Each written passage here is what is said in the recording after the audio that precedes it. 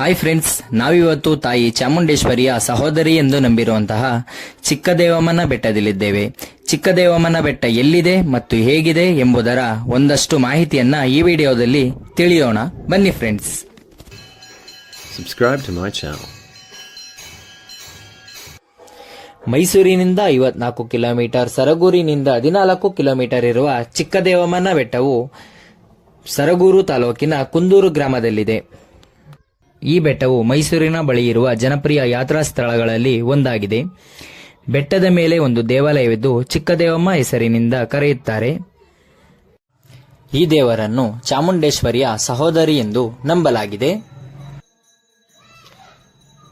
ಈ ದೇವತೆಯು ತಮ್ಮ ಎಲ್ಲ ನಿಜವಾದ ಬೇಡಿಕೆಗಳನ್ನು ಈಡೇರಿಸುತ್ತಾಳೆ ಎಂಬ ಬಲವಾದ ನಂಬಿಕೆ ಭಕ್ತರಲ್ಲಿದೆ.